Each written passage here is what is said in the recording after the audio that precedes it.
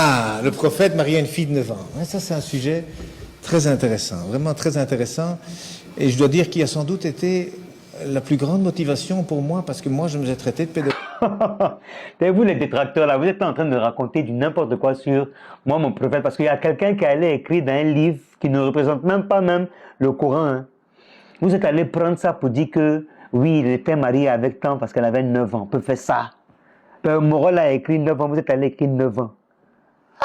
Vous êtes comment même? Ce qui est sûr, écoutez très bien. C'est vous laissez les blancs aller chercher. Maintenant, c'est eux qui vont venir nous dire. Maintenant, nous, on va paraître moins intelligents qu'eux. Pourtant, nous aussi, on peut faire la même chose. C'est ça, moi, j'ai fait là. J'ai allé chercher, puis j'ai trouvé vidéo, ça là. Écoutez. Dans un milieu où il y a eu du trou, il y a eu plein de choses, et puis en plus, je deviens musulman. Évidemment, on dit, oui, toi, maintenant, tous les hommes, tous les musulmans, potentiellement, sont des pédophiles. Ça m'a touché. Ça m'a vraiment touché.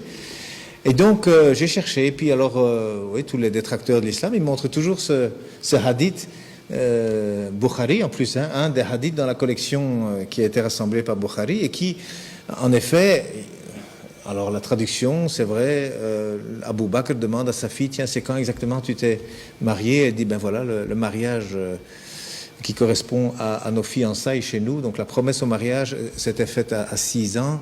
La consommation du mariage, lorsqu'elle a été habitée avec le prophète, s'est faite à 9 ans. Alors, évidemment, on voit ce texte, on dit, et ces hadiths sont authentiques. Ils ont été racontés par. Il y a des biographies de chacun des narrateurs. Ils ont tous l'air d'être très crédibles. Donc c'est vrai que c'est embêtant. Et puis j'ai eu vraiment la grande joie de rencontrer un docteur en islamologie qui donne cours à Halifax au Canada, un Égyptien d'ailleurs à l'époque, enfin d'origine. Et puis il m'a dit, mais non, elle n'a pas 9 ans. Je dis, non, mais c'est hadith. Oui, non, il dit, les chiffres, il dit, t'es né en quelle année? En 59. Donc, il dit, t'as quel âge? Ben, je disais mon âge. Non, t'as dit 59. T'as pas dit 1959. T'as dit 59. C'est 2011 aujourd'hui, t'as 1951 ans, c'est tout. Parce que 2011 moins 59, c'est... Non, attends, je suis né en 1951. Ah oui, mais tu ne l'as pas dit. Oui, je ne l'ai pas dit, non, enfin, tout le monde le sait. Voilà, il dit, tout le monde le sait. Il dit, moi, quand je présente mon livre, je dis, c'est mon 27e. Mais tout le monde sait que c'est après le 400e. Ça veut dire que j'ai écrit 427 livres et je dis, c'est le 27e. Mais en arabe, je peux le faire comme ça. Mais quand il dit, je le fais en anglais ou en français, je dois dire, c'est le 427e parce qu'il n'y a pas cette habitude.